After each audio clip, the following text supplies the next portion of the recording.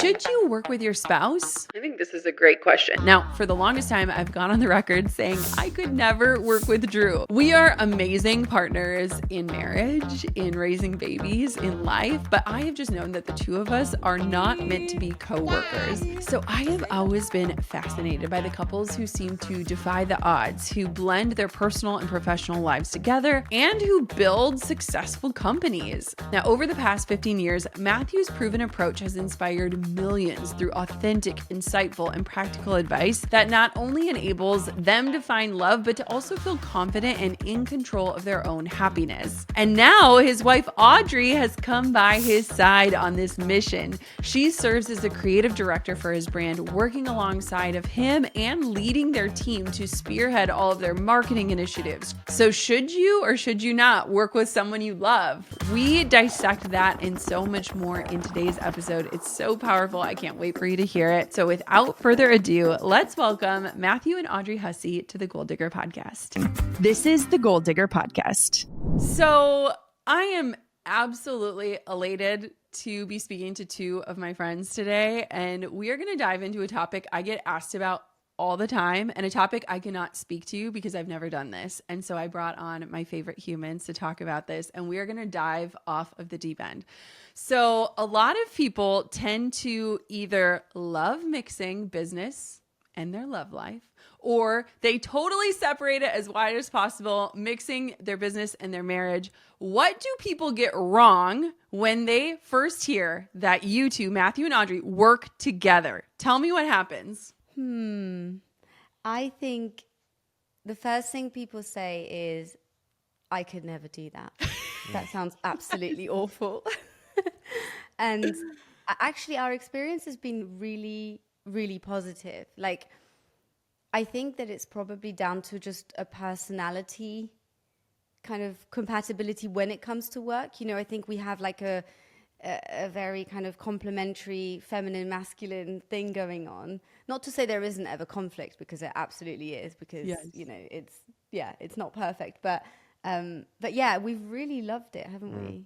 Yeah, I mean, it's for us, I suppose people, I don't know, maybe they have some idea of the tension you're talking about, or the sheer amount of time you end up spending together, which is an ungodly amount of time. And for us, that's been a positive. Where it would, I think, be a struggle is if the two of us weren't good at speaking up about what we needed in terms of our own time. Like one of the things, like this week, Audrey, most nights of the week, is actually out with her friends. And there's a natural separation that happens because she has great friends and because she goes and hangs out with those friends. And she's just doing that independently. So a lot of the time at the end of the day, I'll be like, you know, looking at her as if to say like, all right, shall we go and get some food? And she'll be like, oh, I'm actually seeing my friend tonight. And I'm like, oh, okay. And then secretly, I'm also a little bit excited because I'm like, that's kind of cool. I get a night to myself. So it's like there's a nice balance between us doing our own thing. Audrey's better at socializing than I am. I'm more of a like, I just need a night on my own type like thing, or I need a day just like reading and being in my own thoughts. Yeah. And I think what I've had to learn is to get better at stating that I need a bit of time to myself, because historically in relationships and in my life, I never did that. I just had resentment, and, you know, I'd boil over and then get overwhelmed and avoid and just want to like, you know, run away. But it was because I just wasn't good at speaking up about the fact that I needed some time to myself. What we do have to do is kind of create rules around talking shop, just because it's so easy just to talk about it all the time. Like we are, you know, Audrey is now the creative director for our entire company.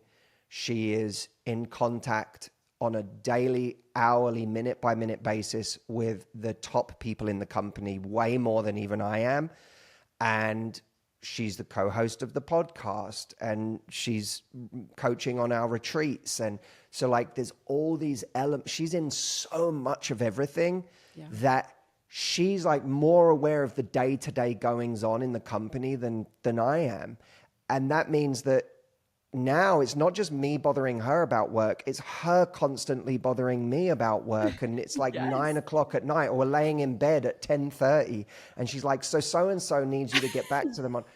And that for me, I'm like, I feel like I've become in a weird way, I feel like I've become the unemployed one who is like, don't talk to me about, can we please talk about something else? And she's the one with like a extensive to-do list of things for the company that she needs my input on. So that's the part where we have to get really clear about, like, we don't, it's not like we make specific rules, like after 9 p.m. we don't talk about work. Yes. It's just that at a certain point we have to look at each other and be like, babe, like, we're done. No.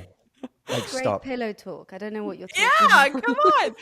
You know, this makes me laugh so much because Drew is very much like Audrey. Like, he's social. Like, when the pandemic happened, that man was like dying because he could talk to anyone. And I, Matthew, am so much like you, where like I crave alone time. Like, having 2 young kids, like the house is never empty. And so like if the house is empty, that is like, oh my gosh, what a heavenly gift.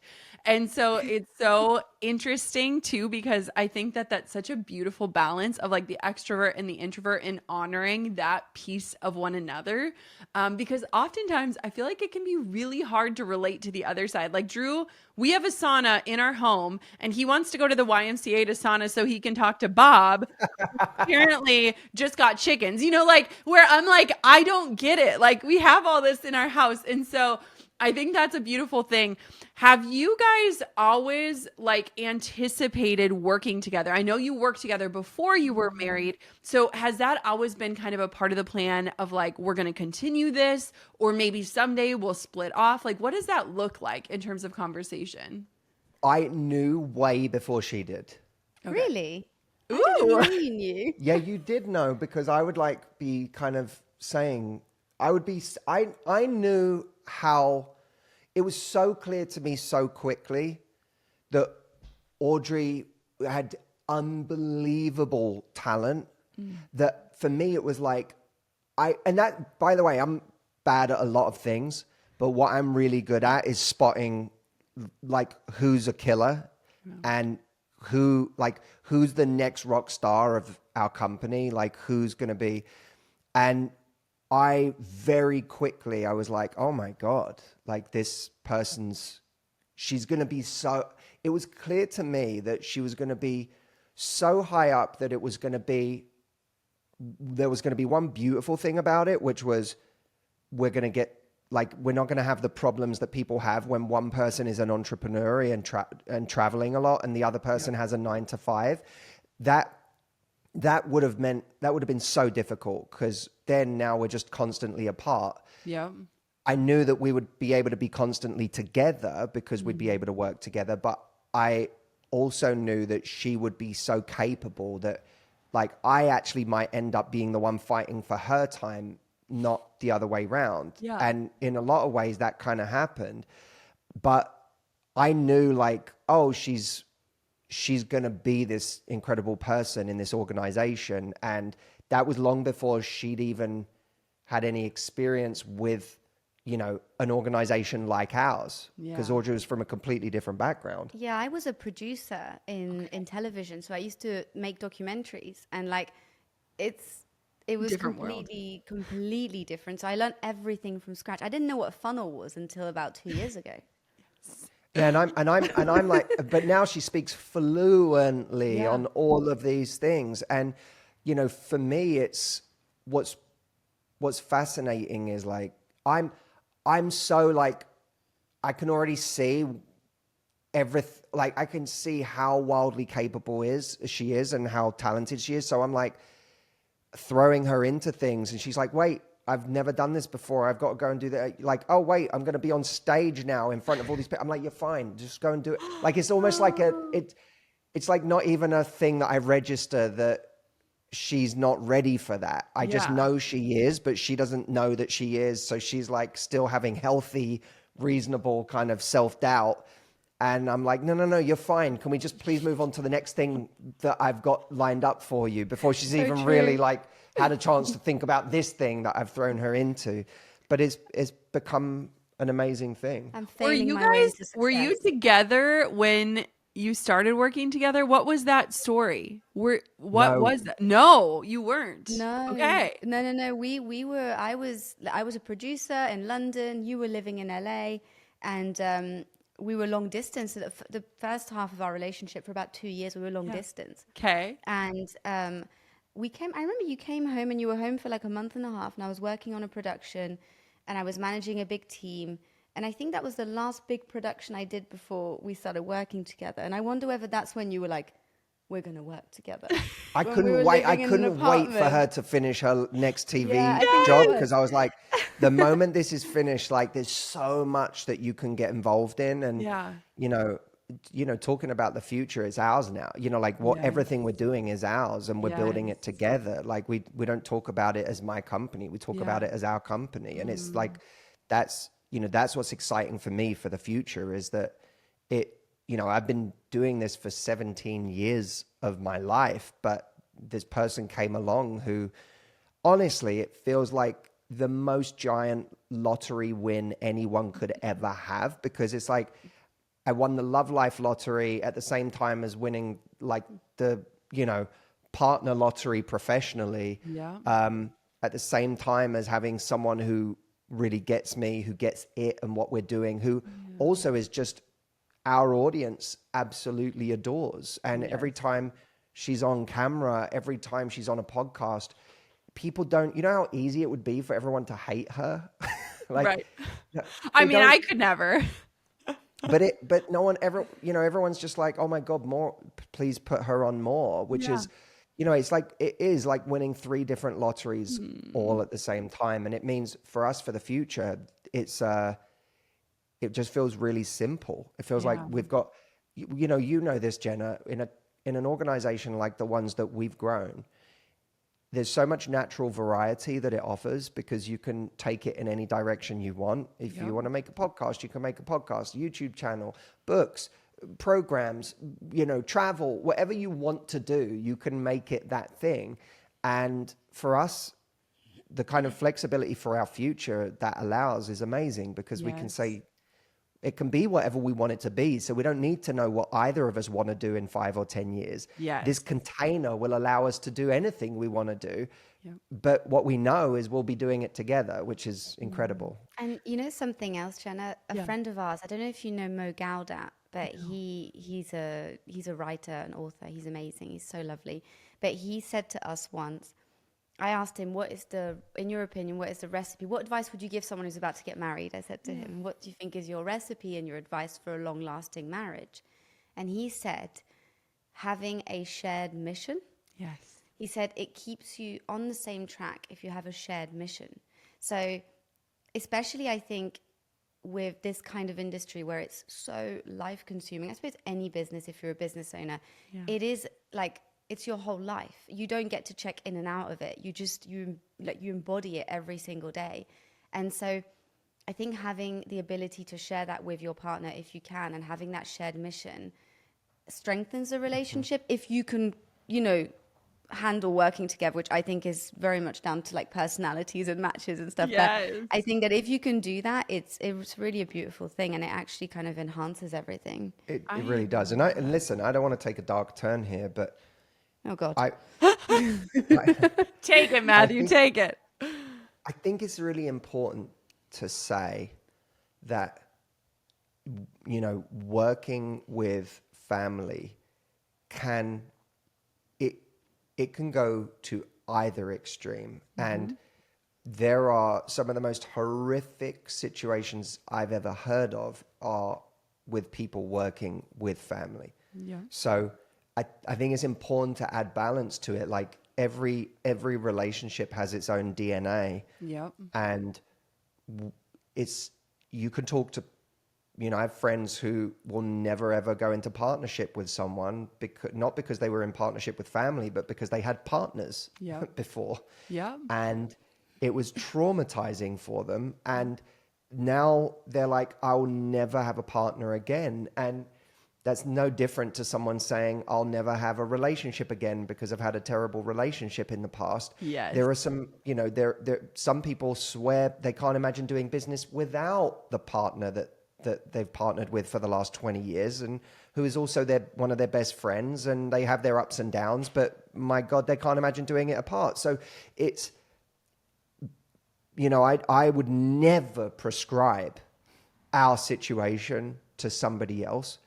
It works because of the DNA of our relationship and how we get on together and how we resolve issues together and how talented Audrey is and how skilled she is in the role, which means I'm never ever questioning what she's bringing to the table in her role. It's never like I'm going, I'm not sure about this anymore. She's not bringing value.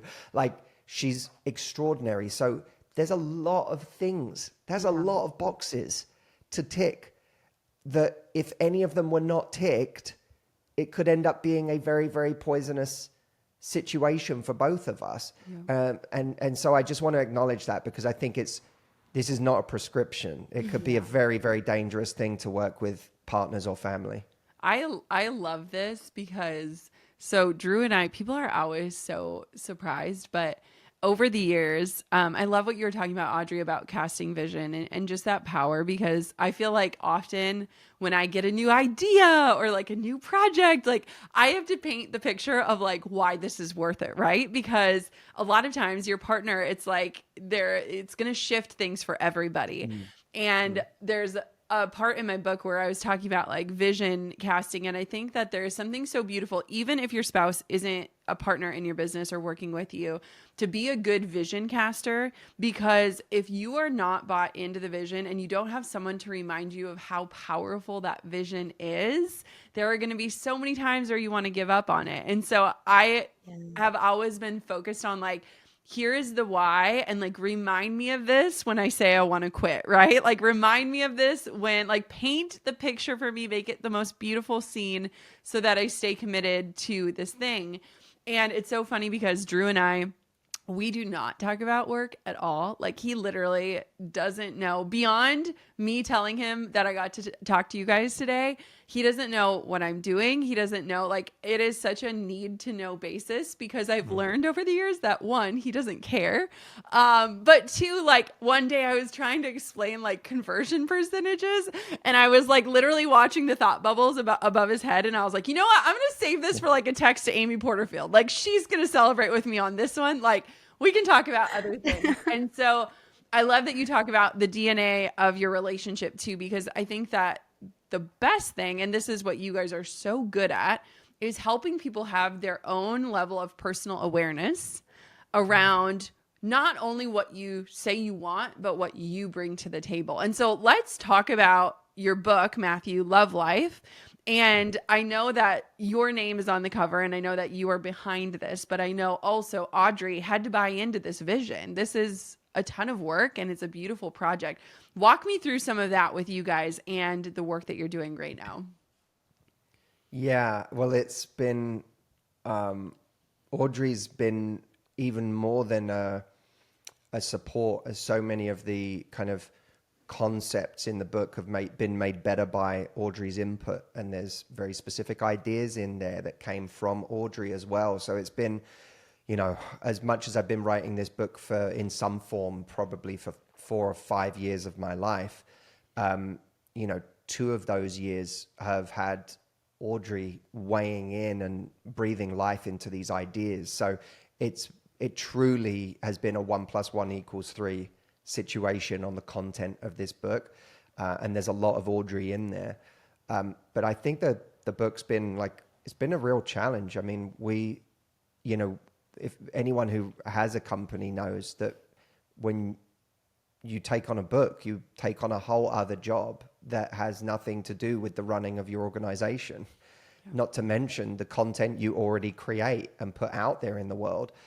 And you're just expected to kind of essentially moonlight as a writer, which is an extraordinarily arrogant thing for anyone to even kind of do, because writing is hard when it's someone's only job. And to actually properly sit down and sit in front of a laptop and write, which is what I did for this, I was up at 4 a.m. Most nights most mornings I should say, he'd get up at 4 a.m. and work between 4 and 8 because those were your undisturbed hours before the company was kind of alive and running and he was needed in meetings and videos and excuse me, and all sorts of things. So yeah, you had like, you were leading like a double life. And on the weekends, every weekend, it was like multiple hours writing. Yeah, and so that was rough, and I wouldn't want to do that again. You know, I did it this time because I felt like I had an important book in me, and I really wanted to get it out. And you know, I'm not at a place in my career where it was appropriate for me to just take a year off and write, but it's not something that I would ever want for anybody really, because it's put a strain on our relationship during the writing period where it suffered and we fought at times, and we, you know, it was a painful process in many ways. I was overwhelmed, you know, made myself ill at times. Like it just was not, I don't want anyone to hear me getting up at 4 a.m. as an inspirational thing. It's not an inspirational thing. It was a sick thing. And there's a lot of like conscious sacrifice that happens and a bit of a like, we're going to put a pin in this for the next 2 months because there is no time for this, whether that's quality time, whether that's, you know, weekends and whatever it might be. We're just going to put a pin in it for now. We're going to make peace with the fact that that's just going to be life for a short period of time, and communicate that and be like, okay, like keep having to talk about it, keep having to just like reiterate, this is just a phase, it's just temporary, blah, blah, blah. But there was a lot of that. And there actually is a lot of that even right now. Like it's not even a thing of the past. Like we're obviously in the middle of a book promotion, and it's very much like so much of the time does get consumed by trying to make this book a success. And so you end up just compromising on lots of other things temporarily. And as long as I think you are both aligned on that, and as you say, Jenna, the vision behind why it's important and staying connected. And, you know, for me, like I've read the book twice and I love it. Like objectively, I think it's a beautiful, incredible book that will just help so many people. And I have seen how hard Matt's worked on it. Yeah. And I just go, oh, well, and I know how much he wants it to be a success. So if I go, okay, like as his partner who loves him, that is enough for me to stay connected and grit it out for another 6 weeks. Yes. But I do need to return to that continuously. Otherwise I get resentful. Yeah. And my part of that bargain is that I need to see and acknowledge the toll this has really taken and the consequences. It's not free. It's not free. You know, we haven't spent much time, you know, quality time together at all. We are fighting for scraps, let alone time we're trying to find for family and, you know, friendships and health and going to the gym. And like, it's, you know, there's been none of that. My side of that bargain is like, it has to get better, and I have to take seriously that it gets better. It can't just be a kind of, you know, in narcissistic relationships, they talk about future faking, where, you know, narcissists will tell you that one day they're going to want kids, or one day they're going to want to be married to you, and it's all going to get better. And of course, that day never comes. Well, I think there's a lot of future faking with entrepreneurs where there's a lot of like, yeah, don't worry, it's going to get better. It's going to get better. We're going to move into a calmer season, and we're going to just focus on stability for a while and not taking on new projects. And that's a kind of future faking, because that entrepreneur is addicted to dopamine, is on a constant like rush of the next thing. Their nervous system is wired for chaos. People don't talk about this nearly enough. And stress, and they don't know how to operate in peacetime. You know, they're a wartime president. So they don't know how to operate. They don't know how to call forward a peacetime leader. And because of that, it's all BS. That time isn't coming. And I have to take that really seriously, that I owe it to her for us to have a more stable time for a while. Yeah. Because otherwise, it's all very well that she's being supportive and saying, I understand how important this is to you and that there's a beautiful vision here and it's going to change a lot of lives. But if I'm not understanding her side of that and that now there needs to be a new rhythm after this, then I'm not doing for her what she's been doing for me through this entire process. You know what has been so huge, and I am not giving out relationship advice here, let me tell you, I'm not the expert, but in situations like this, because I don't subscribe to the idea of balance. I don't, even when you study like the word balance, it's meant to be a moment in time, not a state that is maintained. And so I just don't think that balance exists. But one thing that has been so huge for me, and I think so many other people miss this piece, is setting a deadline of like, I will go and then this is when it ends. And like, even for my book, when my book came out, I said, I will give it 30 days after the book comes out that I will say yes. And after that, it's a no.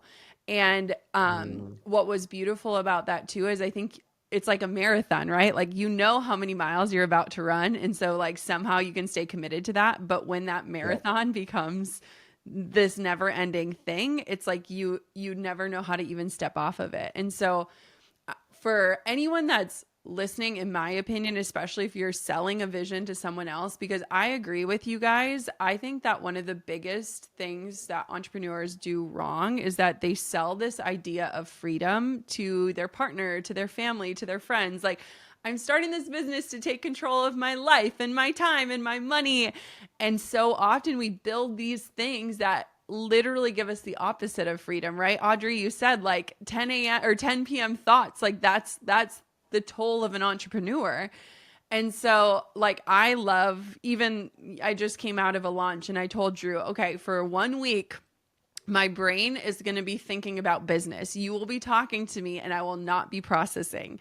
And for that week, I just need your understanding. But like, I was literally getting off of a webinar and going to swimming lessons with my kids. And like, my kids force me to step off of that because it's like, I'm ending a webinar and quickly getting on a swimsuit and going to the YMCA. And so I just think in this situation like this, like giving that deadline of like, I will push this book until this date. And then I'm going to just save all requests and things and they'll be there when I get back. And if they're meant for me, they'll wait.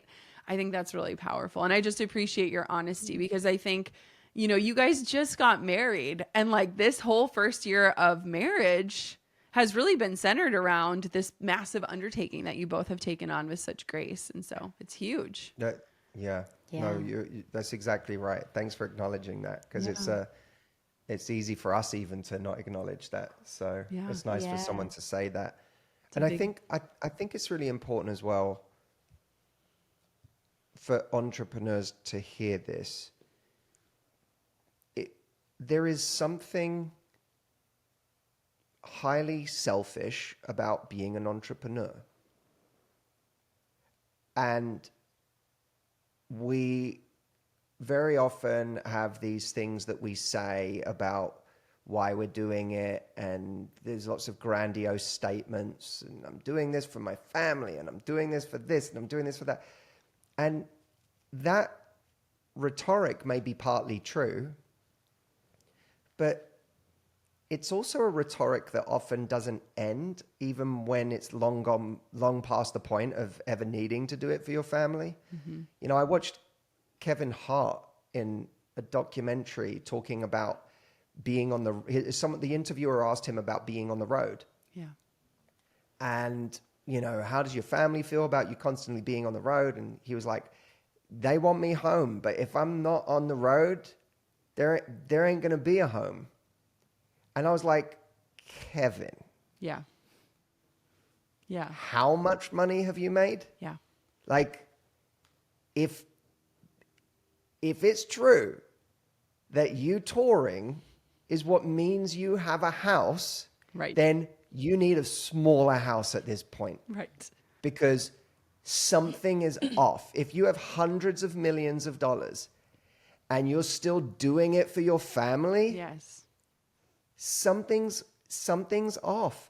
And I think it's easy as an entrepreneur to dress up what are very self-centered ambitions as I'm doing it for everyone else, because it's a really great place to hide. But it doesn't mean that you're entirely doing it for everyone else. It might be part of it, but it might be about something else. And the other reason I want to say this is because it's not, there's a lot of rhetoric out there online about, and you're more in this world than I am, Jenna, but maybe it's more in the male side of things. I don't know. But there's a lot of like, my partner doesn't understand. Like, I'm hustling, I'm doing this, I'm doing that. Like, you need a partner that supports you. And that's true, but it's also your dream. Yeah. It's not their dream. Yeah. So the idea that your partner just has to hop on board whatever chaotic, stressful, work all day thing that you've decided to commit your blood, sweat, and tears to, it doesn't mean that your partner is suddenly supposed to go, okay, like it's not their dream. And if they suddenly had a dream that took them out of action 24 hours a day and they were never around, and even on weekends they were stressed and they weren't themselves and they were constantly, it felt like there was this other thing that was more important, you might struggle with that too, especially if you didn't feel like it was anything you were interested in and it wasn't your dream. Yep. So we have to be really careful, like, to speak the other side of it. And what I really loved about what you said is that when you were talking earlier, you said, talking about the vision to your partner. Yeah. And I come from a world where people didn't talk about the vision to their partner. I grew up in a world where people dictated the vision to their partner, if their partner even got to hear it. It wasn't about like, let's discuss our future plans together. Yep. It was, this is happening. And I love that you're talking about expressing like what the vision is and getting buy-in from your partner, because there's a lot of relationships where any idea of discussing the vision is really just about, it's just lip service. They're not really asking their partner's opinion or whether their partner is okay with it. It's happening. I just hope you're on board, is essentially the message. Yes. I'm curious. One thing I'm curious about, especially with your book and knowing the amazing content inside of it, I can't wait for everyone to get it. One thing I have noticed, and I've talked to so many authors, and you guys kind of already hinted on this a little bit, but were there so many times when you were writing this content and then God or the universe is like checking you, like, you sure about this? You sure? Like, I feel like when you are writing, you are like thrown into the fire of like affirming this is true. And especially a book about love and working through all of this together. Like, were you tested in this process of the content and ensuring that like, yeah, this is it? Now, do you mean from the point of view of, is this true and accurate, or from the point of view of, should I really say this? Like, this feels am I too walking the vulnerable? walk of what's in these pages right now? Because life is throwing the examples at me where I am being tested. Well, so to give people a kind of a lens for this book, the book is called Love Life, How to Raise Your Standards, Find Your Person, and Live Happily No Matter What.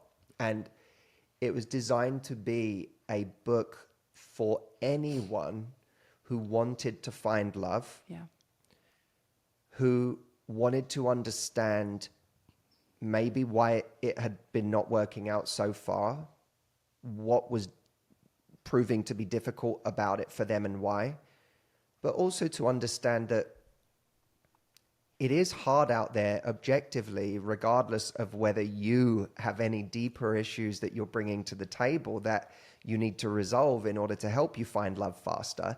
It also is just difficult to find love. Yeah. And of course, so much of our pain comes from what happens to us when we go searching for love, whether it's the pain of dating, whether it's the pain of early, someone breaking our heart that we wanted more with and they didn't want more with us, whether it's the pain of a heartbreak of a relationship that just ended after 5 years or a divorce after 20 years.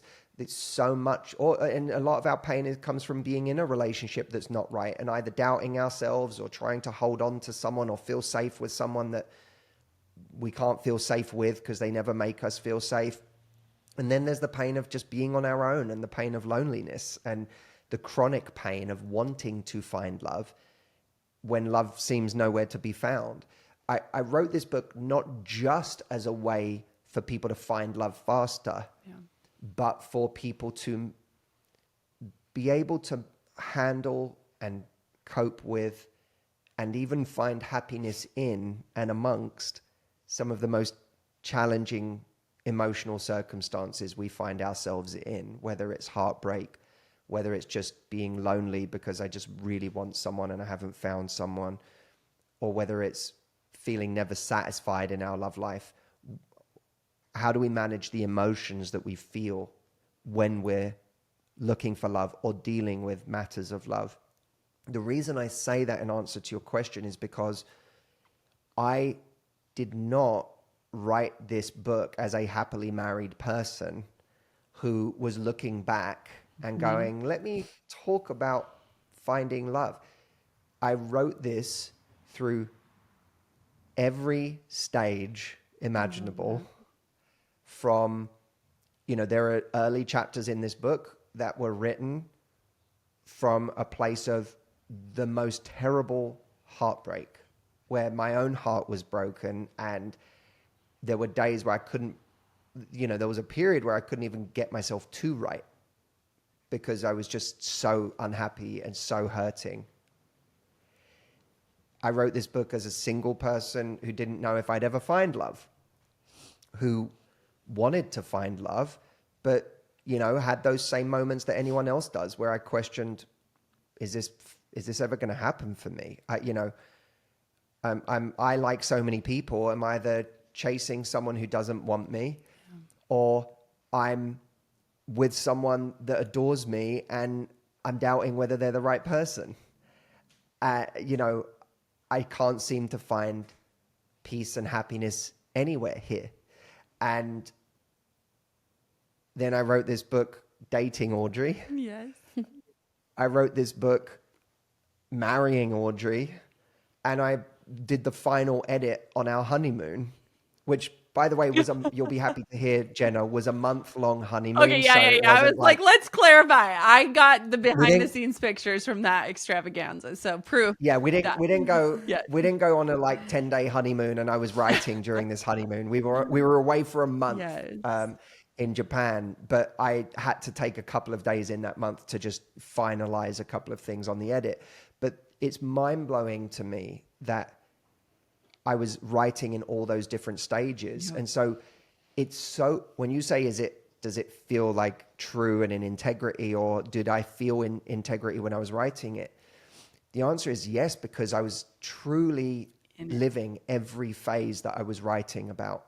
I wasn't writing, we were talking before we went live about how we have a bad memory for pain. Yes. I wasn't writing trying to remember how bad I felt in different times in my life. I was writing from those places and having to find meaning and having to find my own sense of happiness and still caring about life and still trying to find my love for life, even while my love life was, in a terrible place. And so it's all very, very real to me. And a lot of this book will surprise people because it will absolutely, if you want to find love faster, it's going to help you do that. But it will also, I think people are going to be pretty stunned by how much it addresses just how they can manage their most painful moments. Because that's what I was also dealing with at the time. And I think that's what we need when we're questioning whether it's ever going to happen for us, when we're questioning, am I ever going to get over this heartbreak? When we need something we can pick up and connect with to feel better, because in those moments, it's not just that we don't have the love of our life, it's that we fall out of love with life. and with ourselves. Yep. We stop liking ourselves because when someone dumps us, we question our worth and we think there's something wrong with us. When we can't find love and everyone else seems to be getting married, we think, God, I'm broken and I hate life because just this was part of my dream for my life and it's not happening. You know, how do you manage those? This book is about how you manage those relationships as well, not just your relationships with other people and getting into one, but how do you manage your relationship with life so that you don't fall out of love with life while you're waiting for love to come along? And how do you find that love for yourself, even when the experiences of your life and the way people have treated you or discarded you has made you feel intensely unworthy and like you come up short? One thing that I think is so powerful that I just want to acknowledge in this and the book and your process, I feel like nowadays people are not great at documenting the start and the hard. And like you said, they go back and try to remember it.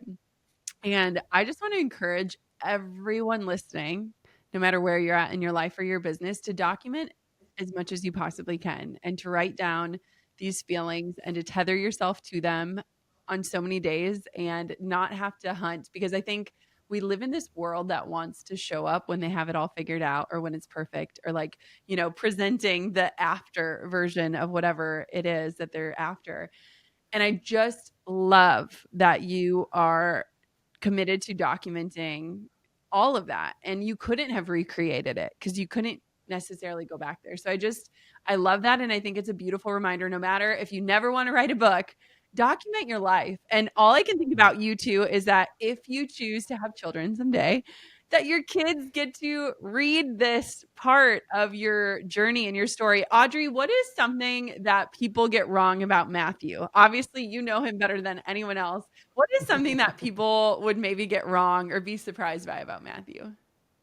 Oh, God. Hang on. Let me think about this.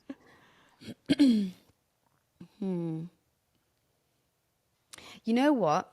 People always say to me, it must be amazing to date a relationship expert. You're so lucky to date a relationship expert. Is it really intimidating because he just knows everything? And look. This is where you went with this. I love this. Well, because it's literally the thing I get love the that most. You started with people think he would be amazing. No, let me explain. What's funny about that is that, and you actually allude to this in the book in the first chapter, you know, the reason Matt always talked about these subjects is because he was very much figuring things out himself. And he admits, the first line of the book is, I used to be a horrible person to date. And the truth is, you know, when we got together, I would say it's probably fair to say that I had more experience in sustaining a long-term relationship and how to be, you know, in a committed, loving, kind of peaceful relationship. And as a result, I actually felt like, and, you know, you've taught me so much. And like, you know, by this time we've been together 4 years. So there's been a lot of kind of like, sometimes I get it wrong, sometimes you get it wrong. But it always makes me laugh because I actually feel like you have learned so much through being in this relationship. Mm-hmm. And so a lot of the times when people say to me, like, he must have been such an amazing person today, he must have all the answers, I'm like, I had more of the answers than he did in the beginning. But I can't say that, although I just said it. Well, you did. I think you did. No, but I love this too, because again, like iron sharpens iron, right? And I feel like the deepest relationships are the one that can expose the parts of you that require the most healing. And I just think that is powerful. That's what I learn as a parent every day, of like the things that trigger me with my children are the areas of my life that need healing. And so I think that in a relationship like that, I love that, Audrey. And I think too, Matthew, we got to kind of laugh about it. Like the perception of a lot of us out there is that we have it all figured out. And the reason why we have it figured out is because we probably sucked at it at some point in our lives and we've done the work to try to heal and learn. And so I love that. Matthew, what do you think 100%. people get wrong about working with your spouse? I suppose I just think maybe in some ways that it's really hard to look at someone else and just copy their model because, like I said, the DNA of yours is so specific. And it's almost like if you'd ask me, what do people get wrong about business? It's you can compare your business to someone else's and look at someone else's and think, well, I want to do that and that and that. And there you could get competitive with other people in the way they're building their business, or you can try and mimic what someone else is doing in their business. But every business's DNA is different. Yeah. And it's why, Jenna, you, me, Audrey, we've all sat in a room together with amazing entrepreneurs before and gone around the table and despite the fact that what you have in that room, there were 20, 30 of us in that room. What we had in common was you had all very smart, very switched on, very hardworking people, but all with completely different DNA and different superpowers. Yeah. And so the reason no two of those organizations looks the same, even though a lot of them actually operate in very similar spaces, is because the superpowers and the DNA of each of those operators is very different. Yep. And that makes it, you can spend too long, I think, looking at other organizations and saying, what can we get from the way they're doing things, and not leaning into the DNA of what your company can do, specifically because you have the kinds of skills and awareness and superpowers and IQ or EQ that you have. And I think working together is a similar thing, that it can work because it's the two of you. Yep.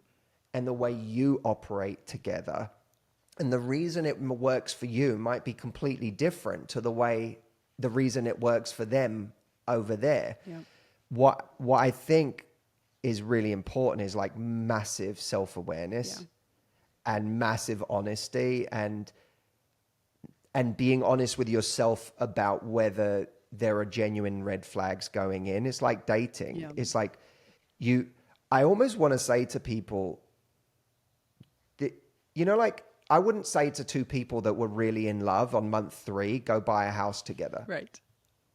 Like it would be a very, very high stakes move to make with someone that you have very intense feelings for now. Well, you may feel like working with your partner is the most exciting thing in the world and you love them so much. And so let's start a business together and both sink a bunch of money into this thing. But that's a really high stakes thing to do. And I feel like the same way, it's like, you want to buy a house together? Well, go share a bed for a year on a lease and then see how you feel. I kind of feel like there should be some kind of 6 months or a year of working together in low risk ways where it's easy to reverse out of if you find that actually it doesn't work nearly as well as you thought it would. I think that would be that. And maybe to circle back, maybe the misconception is that if it feels really, really exciting on day one, that you should suddenly go all in on working with your partner. I feel like you should find low stakes ways to run that experiment before you both change your lives in ways that are hard to reverse. I love that. The other thing as well, Jenna, to piggyback on that, because I think there's like a perception of us working together. People initially go, oh, it must be really, really hard. Yep. And we're like, no, we really love it. Yep. And then people go, oh my God, it must be perfect.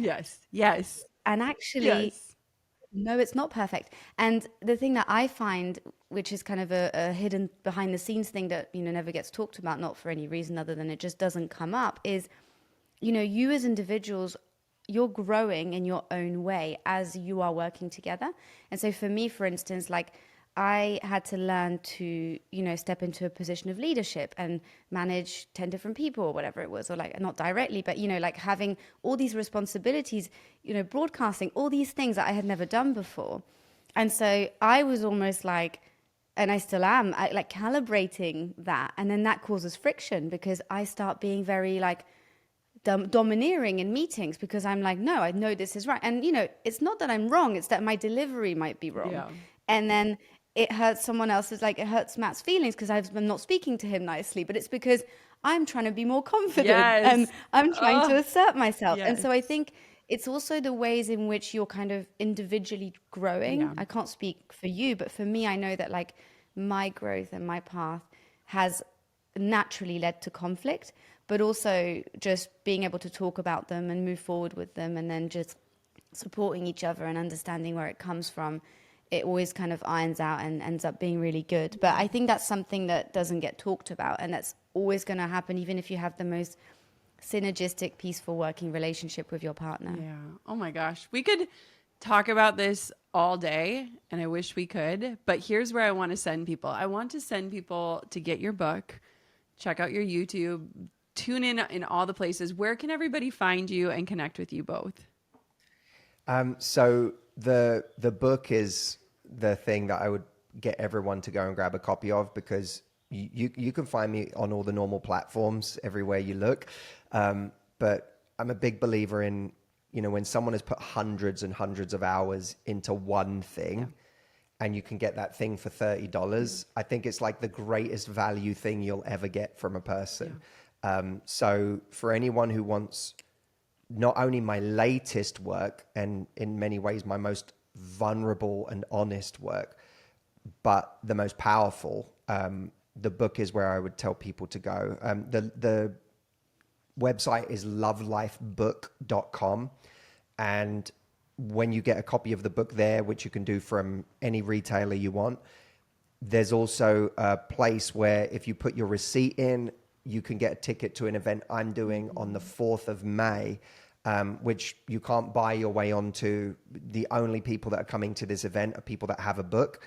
But it's going to, the event itself is called Find Your Person. I love it. And it's designed to take everything people have learned from the book about themselves, about love, about their own confidence, and then to apply it in a very practical way to finding their person this year in 2024. So if you go to lovelifebook.com, you can not only buy the book there through Amazon or Barnes & Noble or wherever you want to get it, you can come back with your receipt and put in your code and get a ticket for the event Find Your Person on May the 4th, which is a virtual event. So anyone can come to that. Amazing. Thank you guys so much for coming on the show. I absolutely adore you guys. I can't wait to celebrate all of this with you. And thanks for coming on Gold Digger with me.